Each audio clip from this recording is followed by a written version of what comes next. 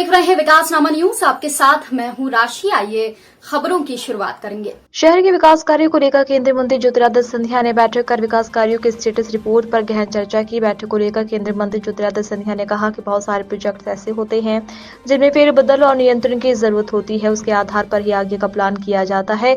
शहर से जुड़े 14 से अधिक प्रोजेक्ट पर चर्चा हुई है। इसके जरिए भविष्य के ग्वालियर का निर्माण हो सकेगा। सिंधिया ने एलिवेटेड रोड प्रोजेक्ट को लेकर कहा कि जल्द ही शहरवासी इसका फायदा उठा सकेंगे। एलिवेटेड रोड के दोनों फेज की विस्तार से चर्चा हुई है और उसे प्रोजेक्ट में आ रही परेशानियों को लेकर चर्चा कर निर्देश दिए गए हैं। जल्द से जल्द उसे दूर करके शहर की जनता को इसका लाभ पहुंचाया जाएगा।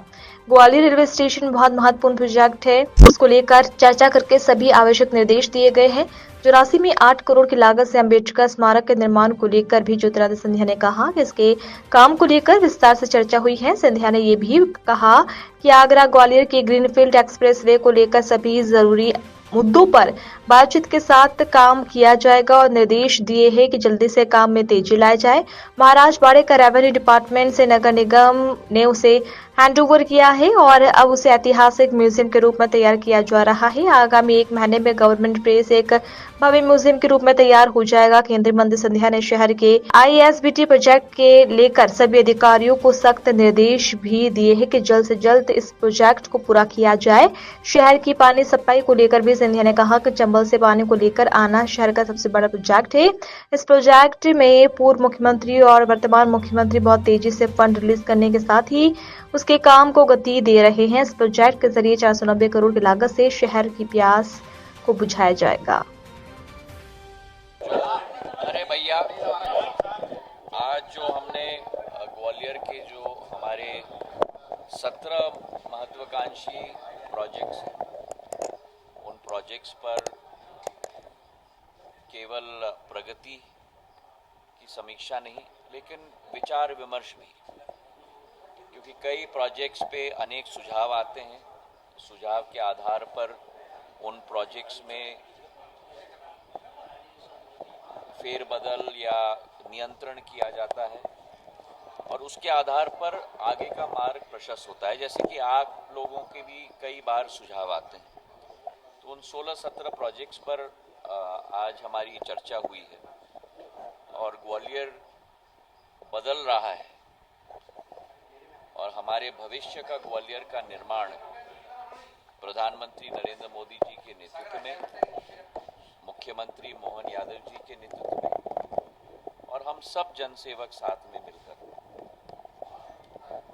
ऐतिहासिक और गौरवपूर्ण इतिहास जो ग्वालियर का रहा है उसका नवनिर्माण हमारे संस्कृति को उसके समक्ष आगे रखकर उस भविष्य का ग्वालियर का नवनिर्माण हम लोग करने जा रहे हैं।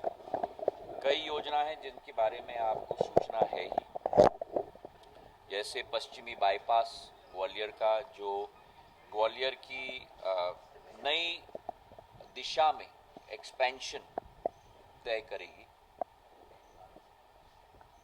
उस पश्चिमी बाईपास की प्रगति पर भी हमारी चर्चा हुई और शीघ्र ही जो उसकी फॉरेस्ट क्लियरेंस और दूसरी परमिशंस की ज़रूरत है, केंद्र सरकार से हम लेने की कोशिश कर रहे हैं। दूसरा प्रोजेक्ट था हमारा आगरा ग्वालियर का ग्रीनफील्ड एक्सप्रेसवे। जैसे मैंने आपको पिछले बार भी कहा था कि यमुना एक्सप्रेसवे के आधार पर दिल्ली से आगरा हम बहुत जल्दी पहुंच जाते हैं और उसके बाद आगरा के ट्रैफिक में अटक जाते हैं और फिर आगरा के बाद 2 लेन हाईवे ही आता है ग्वालियर के लिए 120 किलोमीटर का और 2.5 घंटे 3 घंटे लगते हैं इस सफ़र को तय करने के लिए। तो एक नया पैरेलल एक्सप्रेसवे केंद्र सरकार के साथ मिलकर योजना हमने बनवाई है और उसमें लंबाई भी कम हो जाएगी। जो वर्तमान की 120 किलोमीटर है वो केवल 85 या 90 किलोमीटर तक सीमित हो जाएगी और वो 6 लेन का एक्सप्रेसवे या 4 लेन का एक्सप्रेसवे होगा, जिसके आधार पर इस दूरी को भी हम लोग करीब 1.5 घंटे में हम लोग तय कर पाएंगे। इसके लिए भी अंतर्राज्यीय बन चुका है ये, क्योंकि यूपी, राजस्थान और ग्वालियर तीनों राज्यों की भूमि इसमें आती है। आगरा, धौलपुर, मुरैना, ग्वालियर होते हुए। तो अनेक पट्टियां हैं जिसके लिए फॉरेस्ट क्लियरेंस और एनवायरनमेंट क्लियरेंस की ज़रूरत है। तो सभी सरकारों के साथ हम फॉलो अप कर रहे हैं और उसके बाद कैबिनेट अप्रूवल के लिए जाएगी और उसके तहत इसकी शुरुआत होगी। तीसरा प्रोजेक्ट हम लोगों का गवर्नमेंट प्रेस जो बाड़ा का है, वहाँ एक औद्योगिक संग्रहालय हम लोग बनाने जा रहे हैं। बाड़े के सभी इमारतों का भव्य रूप अब धारण हो चुका है। केवल एक इमारत बाकी था और वो गवर्नमेंट प्रेस था।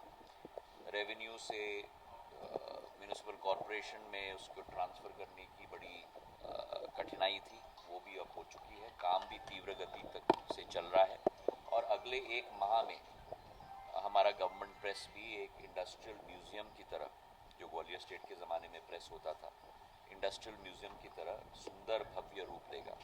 मैंने कहा है कि वो एक जीवित संग्रहालय भी होना चाहिए, ताकि जो ग्वालियर की कारीगरी है, हमारी क्षमता है, वो उसे पर्यटक को जीवित रूप में भी मिल पाए। तो अगले 1-1.5 माह में वो पूर्ण रूप से तैयार हो जाएगा। हमारी चौथी योजना है ISBT की, जो आप लोग भी देख रहे हो, बड़ी तीव्र गति से तैयार हो रही है। वहाँ भी एयरपोर्ट की तरह बहुत कांच का इस्तेमाल किया गया है ताकि सूर्य की रोशनी बिल्डिंग के अंदर आए। और हमारी विचारधारा है कि अगस्त के अंत तक वहाँ पूर्ण रूप से तैयारी हो जाएगी उस भव्य 70 करोड़ रुपए की ISBT की टर्मिनस की। चौथी हमारी योजना है, सबसे बड़ी योजना ग्वालियर की पानी सप्लाई की, जिसके बारे में मैंने करीब 10 साल पहले संकल्प लिया था कि चंबल से मैं पानी लेके आऊँगा ग्वालियर के लिए। और मैं धन्यवाद देना चाहता हूँ मध्य प्रदेश शासन को, पूर्व मुख्यमंत्री और वर्तमान के मुख्यमंत्री, कि उन्होंने अपनी पूर्ण आशीर्वाद इस योजना के लिए दी है। ये योजना 3 भाग में बटी हुई है। पहला भाग है हमारे ब्योरी और कोटवार बांध से 150 MLD पानी हम लेके आएंगे, जो करीब 390 करोड़ रुपए की 490 करोड़ रुपए की योजना है। इसका दूसरा भाग है वार्ड नंबर 1 से 60, जो पुरानी पाइपलाइन है, उसका जीर्णोद्धार हमको करना है। वो करीब 362 करोड़ रुपए की योजना है। और इसका तीसरा भाग है जो 6 वार्ड ग्वालियर ग्रामीण से अब ग्वालियर शहर में जुड़े हैं, 61 से 66 तक, वो करीब 500 करोड़ रुपए की योजना है। तो 1400 करोड़ रुपए की योजना ये बनने जा रही है। पर मैंने निवेदन किया है कि ये तीनों भाग पैरेलल प्रोसेस में चलना चाहिए। ये नहीं होना चाहिए कि पानी ग्वालियर पहुंच चुका पर पाइपलाइन तैयार नहीं है, या पाइपलाइन तैयार है पर पानी ही नहीं आई है। नहीं तो वही तोड़ फोड़ का अनुभव हम लोगों को मिलेगा आने वाले समय में। तो इस पर भी हम लोग तीव्र गति से कार्य कर रहे हैं। और जो फंडिंग गैप है करीब 200-300 करोड़ का, दोनों मोहन यादव जी ने भी अपना आश्वासन दिया है, पूर्ण सहयोग इस योजना के लिए रहेगी।